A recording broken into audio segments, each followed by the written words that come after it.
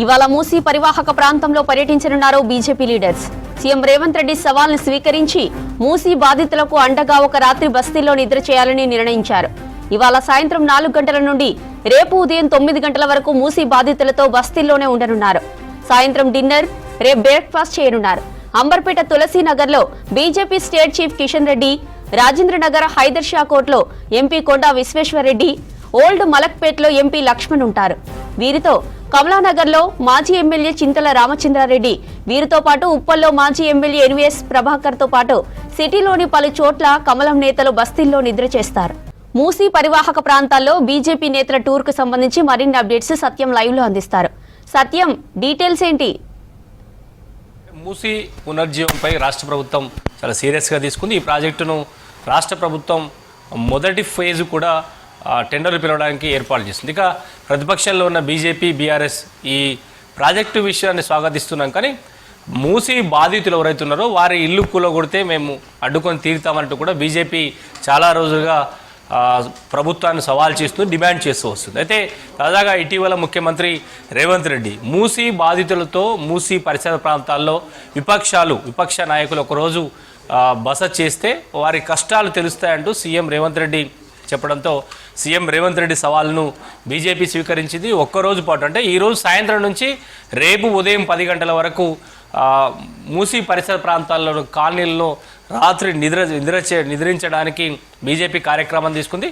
మొత్తం పూర్తిగా 19 టీమ్స్గా ఇప్పటికే బీజేపీ ఈరోజు సాయంత్రం నుంచి బస్తీల్లో నిద్ర చేయడానికి బీజేపీ కార్యక్రమాన్ని పిలుపునిచ్చింది. దాంట్లో అత్తాపూర్ నుంచి గట్కేసర్ వరకు అంటే రాష్ట్ర ప్రభుత్వం హైదరాబాద్ పరిసర ప్రాంతాల్లో ఉన్న మూసీ పునర్జీవం పేరుతో కార్యక్రమాన్ని చేస్తుంది. కాబట్టి అత్తాపూర్ నుంచి గట్కేసర్ వరకు 19 టీంలకు బీజేపీ నేతలు ఈరోజు రాత్రి మూసీ పరిసర ప్రాంతాల్లో నిద్రించే కార్యక్రమం తీస్తున్నారు. బీజేపీ రాష్ట్ర అధ్యక్షుడు కిషన్ రెడ్డి అంబర్పేటలో, అదేవిధంగా చేవెళ్ల ఎంపీ కొండా విశ్వేశ్వరరెడ్డి అత్తాపూర్లో, అదేవిధంగా మలక్పేటలో ఆ పార్టీ రాజ్యసభ సభ్యుడు లక్ష్మణ్, అదేవిధంగా ఎల్బీనగర్లో మేడ్చల్ ఎంపీగా ఉన్న ఈటల రాజేందర్, అదేవిధంగా గట్కేసర్లో మాజీ ఎమ్మెల్సీ రామచంద్రరావు, ఇట్లా పార్టీలో సంబంధించిన కీలక నేతలంతా కూడా ఈరోజు 19 టీంలుగా అన్ని బస్తీల్లో అంటే మూసీ పరిసర ప్రాంతాల్లో ఎక్కడైతే ఇబ్బంది పడుతున్నారో రాష్ట్ర ప్రభుత్వం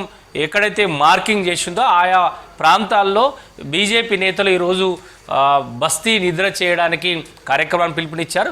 రాష్ట్ర ప్రభుత్వానికి బీజేపీకి మధ్య మూసీ పునర్జీవ కార్యక్రమంపై మాటల యుద్ధం కొనసాగుతుంది. బీజేపీ ఎవరైతే బాధితున్నారో వారి ఇల్లు కూలగొడితే తాము ఎట్టి పరిస్థితుల్లో అడ్డుకుంటాం, కానీ అభివృద్ధి విషయంలో మాత్రం తాము సహకరిస్తామనే ఒక ప్రకటనను బీజేపీ చేస్తుంది.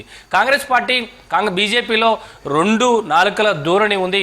కొంతమంది ప్రాజెక్టును స్వాగతిస్తామని చెప్తే మరికొంతమంది ఎందుకు అడ్డుకుంటున్నారో బీజేపీకి క్లారిటీ లేదనే అంశంపై కూడా కాంగ్రెస్ పార్టీ ఎదురుదాడి చేస్తుంది.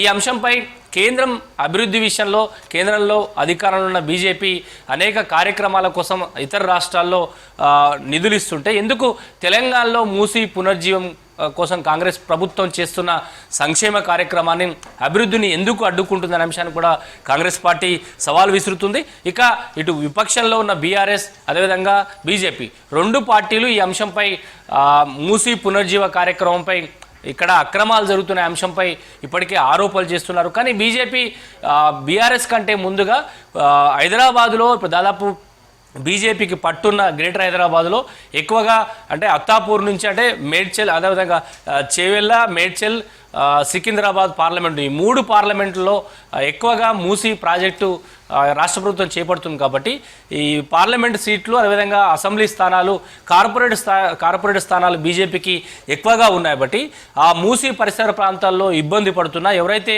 ఇల్లు కూలుస్తారని ఆందోళన చెందుతున్నారో వారికి అండగా ఉంటే భవిష్యత్తులో బీజేపీ ఆయా ప్రాంతాల్లో బలపడుతుందనే ఒక రాజకీయ వ్యూహంలో భాగంగానే బీజేపీ మూసీ పునర్జీవ కార్యక్రమానికి సంబంధించి ప్రభుత్వం తీసుకొస్తున్న కార్యక్రమంలో బాధితులకు అండగా ఉండడానికి బీజేపీ ఈరోజు సాయంత్రం 4 గంటల నుంచి రేపు ఉదయం 10 గంటల వరకు అంటే ఈరోజు రాత్రికి డిన్నరు, రేపు పొద్దున ఉదయం టిఫిన్ చేసి వారితో ఉండడానికి అక్కడ ఉన్న ప్రజలకు ఎలాంటి ఇబ్బందులు ఉన్నాయి, ఏ విధంగా వాళ్ళ ఆందోళన చెందుతున్నారు, రాష్ట్ర ప్రభుత్వం వారికి ఎలాంటి హామీ ఇవ్వాల అంశంపై కూడా ఒక క్లారిటీతో బీజేపీ ప్రభుత్వానికి సవాల్ చేసే అవకాశం ఉందని చెప్పొచ్చు.